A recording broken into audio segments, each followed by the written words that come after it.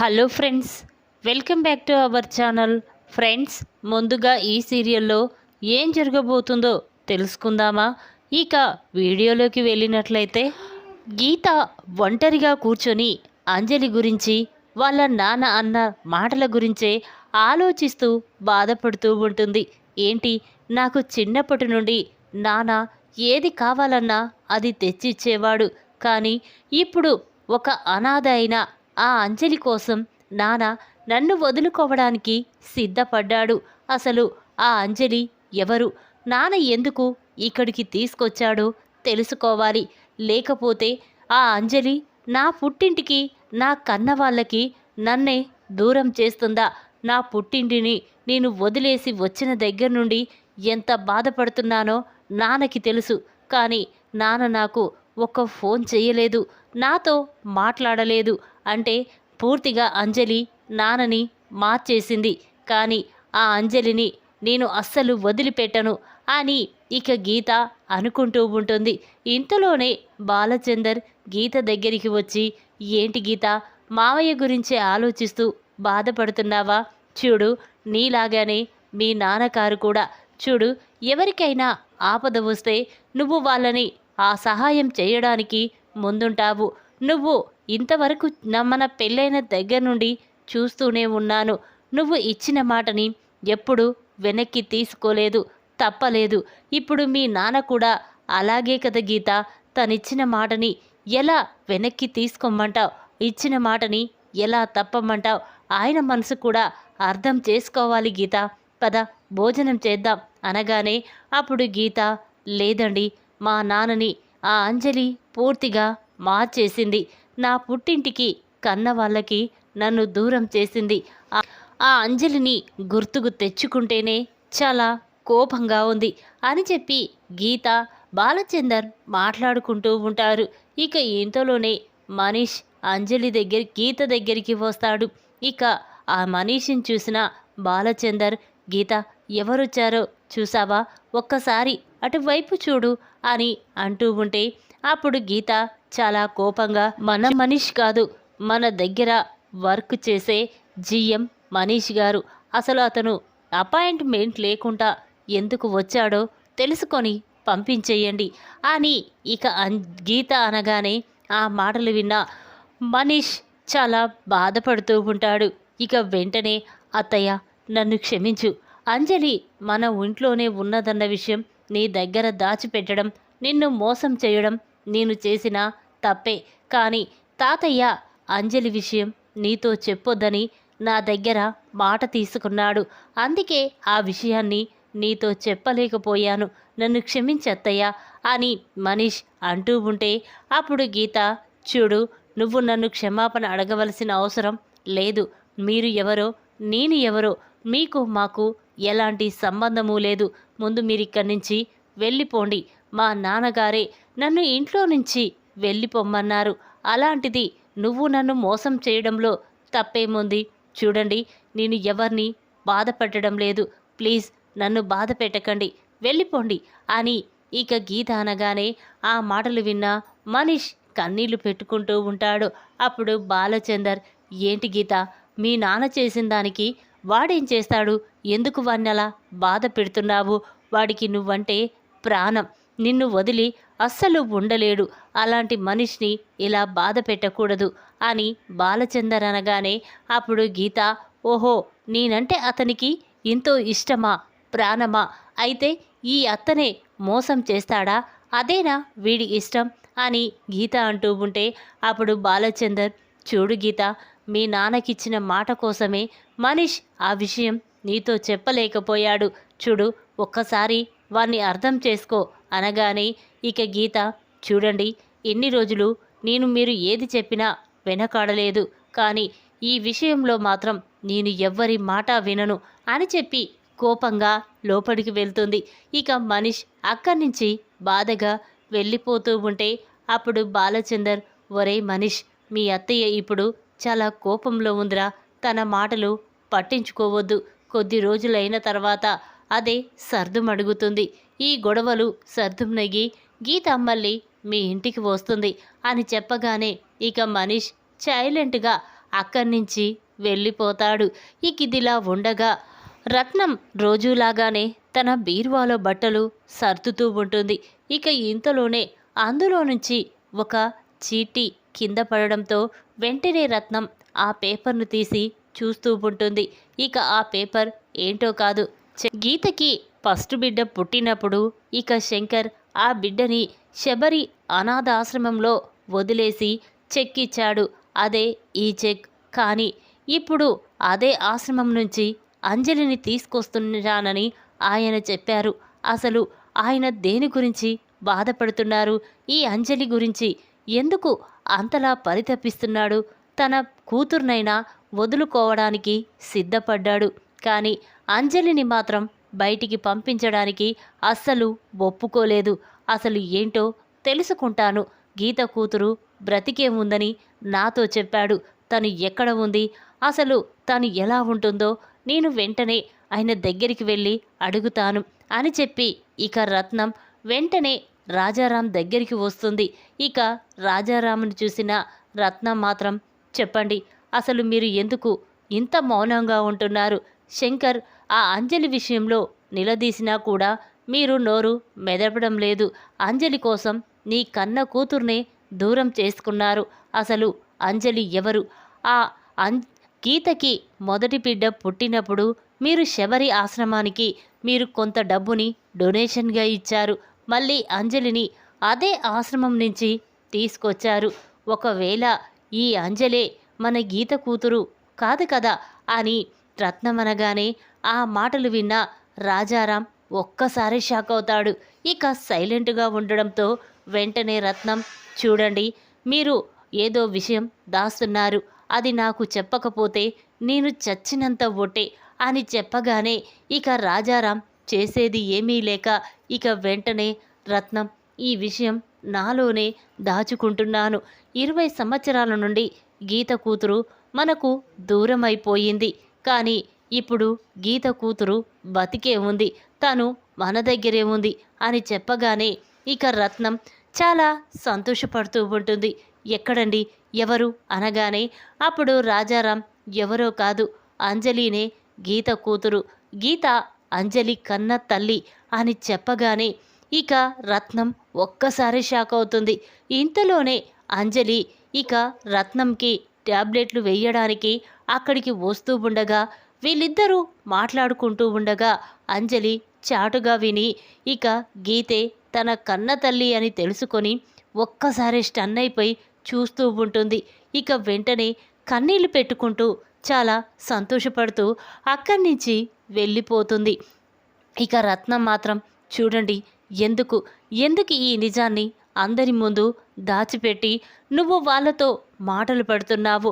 వాళ్ళని వాళ్ళు అసహించుకునేలా ఎందుకు ప్రవర్తిస్తున్నావు? చూడు, అంజలే గీత కన్న కూతురని అందరి ముందు చెప్పేస్తే అయిపోయేది కదండి, అర్థం చేసుకునేవాళ్ళు అని రత్నమనగానే అప్పుడు రాజారాం, చూడు, గీత ఇప్పుడు ఒక మచ్చలేని మనిషిగా ఒక బాలచందర్కి భార్య అయింది. ఈ సొసైటీలోనే పెద్ద పేరు తెచ్చుకుంది.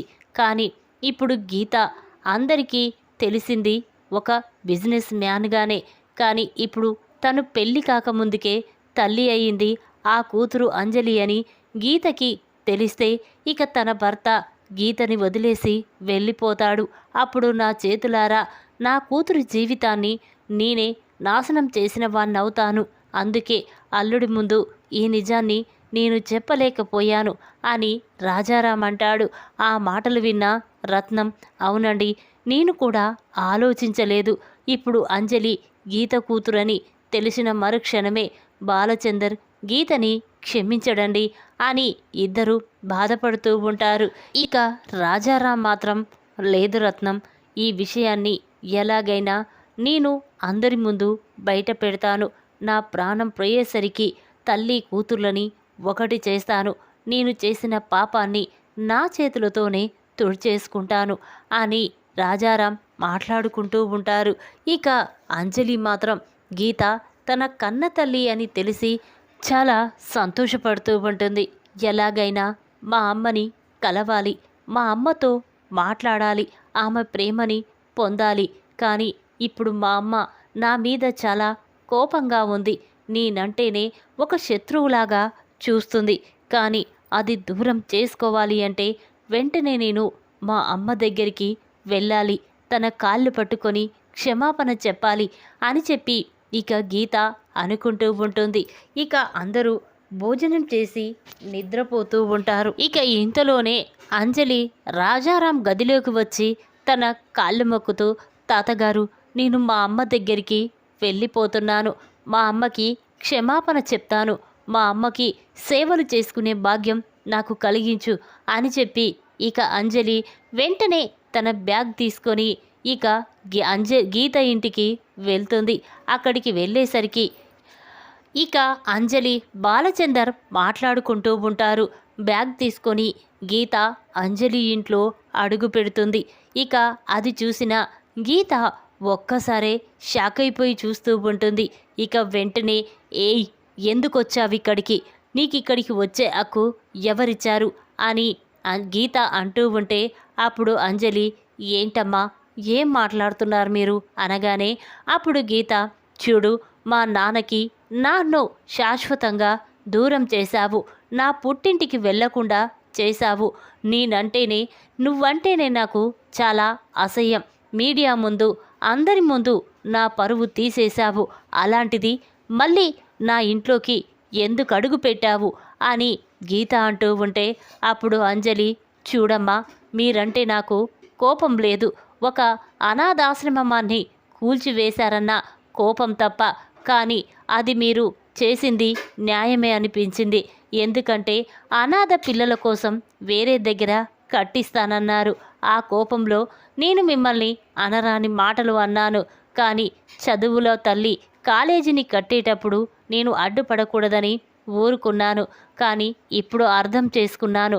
చూడమ్మా, మీడియా ముందు కాదు, ఎక్కడనైనా సరే మీకు క్షమాపణ నేను చెప్తాను అనగానే అప్పుడు గీత మాత్రం, చూడు, నువ్వు క్షమాపణ చెప్పవలసిన అవసరం లేదు.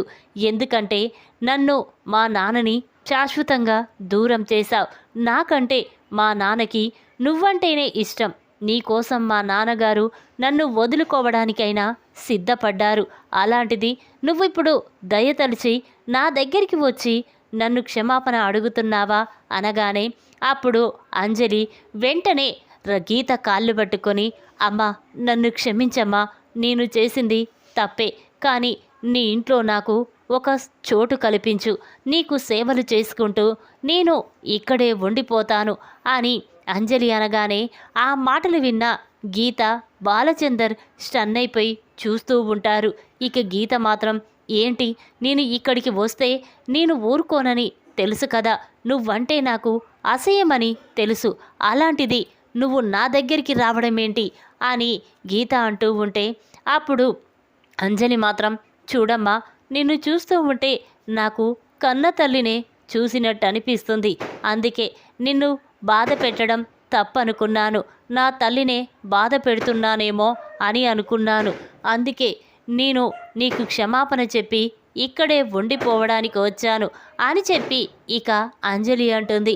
ఆ మాటలు విన్న గీత, చూడు, నువ్వు ఇక్కడ ఉండడానికి వీల్లేదు, నేను ఒప్పుకోను అనగానే అప్పుడు బాలచందర్, చూడు గీత, నువ్వు ఎంత అసహించుకున్నా అంజలి మాత్రం నీ మీద అంత ప్రేమ చూపిస్తుంది. నువ్వంటే ఎంతో ప్రేమ అంజలికి. అందుకే నిన్ను మీ నాన్నని కలపడం కోసమే ఆ ఇంట్లో నుంచి బయటికి వచ్చింది, నీ ఇంటికి చేరింది. చూడు, అంజలిని అర్థం చేసుకో. నువ్వు ఎంత అసహించుకున్నా అంజలి నువ్వంటే ప్రేమ అని చెప్తుంది.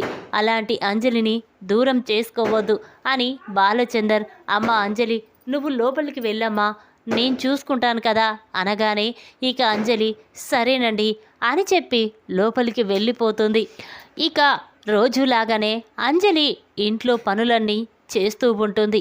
అది చూసిన గీతకి మాత్రం చాలా కోపం వస్తుంది.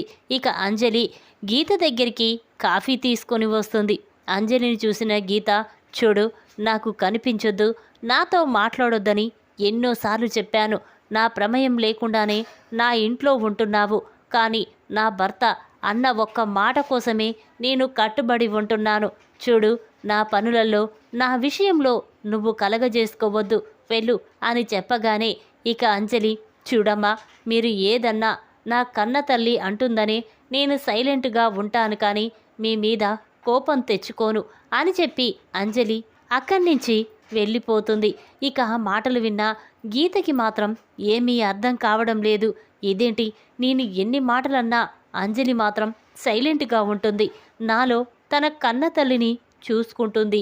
అసలు ఎవరు ఈ అంజలి, మళ్ళీ ఈ ఇంట్లోకి ఎందుకు అడుగుపెట్టింది అని గీత అనుకుంటూ ఉంటుంది. ఇక ఇంతలోనే ఉదయం అవుతుంది.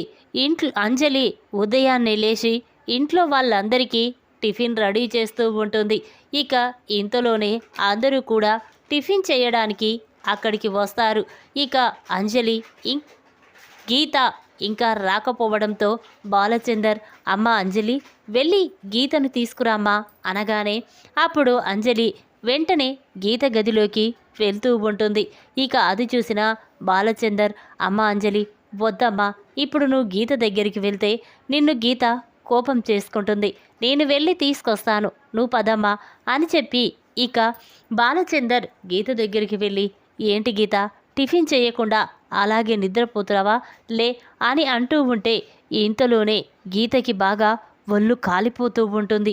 ఇక అది చూసిన బాలచందర్ ఒక్కసారి షాక్ అయిపోతాడు. గీత, నీకు బాగా జ్వరంగా ఉంది, పద డాక్టర్కి హాస్పిటల్కి వెళ్దాం అని చెప్పి బాలచందర్ గీతని తీసుకొని డైనింగ్ టేబుల్ దగ్గరికి వస్తాడు. ఇక అంజలి, ఏంటి, ఏం జరిగింది అనగానే అప్పుడు బాలచందర్, అమ్మ గీతకి బాగా జ్వరంగా ఉంది, హాస్పిటల్కి తీసుకువెళ్ళాలి అనగానే అప్పుడు అంజలి, సార్ మీరు అలాగే తీసుకువెళ్తే తనకి ట్రీట్మెంట్ చేయరు, తనకి ఏదైనా తినిపించుకొని తీసుకువెళ్ళాలి, టిఫిన్ చేశాను, తినండి మేడం అంటూ ఉంటే ఇక గీత అంజలిని కోపంగా చూస్తూ ఉంటుంది. అప్పుడు బాలచందర్, చూడు గీత, అంజలి మీద కోపంగా చూస్తే నీకు జ్వరం తగ్గదు, ముందు టిఫిన్ చెయ్యి అని చెప్పి ఇక బాలచందర్ టిఫిన్ తినిపిస్తూ ఉంటాడు. ఇక అది తిన్న గీత ఒక్కసారి షాక్ అయిపోయి చూస్తూ ఉంటుంది. ఇదేంటి, అంజలి టిఫిన్ నేను చేసినలాగానే చేసిందేంటి, అయినా అంజలి రోజు రోజుకి నా ఇష్టాలేంటో అంజలి ఇష్టాలు కూడా ఒకేలాగా ఉన్నాయేంటి, అసలు ఈ అంజలి ఎవరో నాకు ఏమీ అర్థం కావడం లేదు అని గీత అనుకుంటూ ఉంటుంది.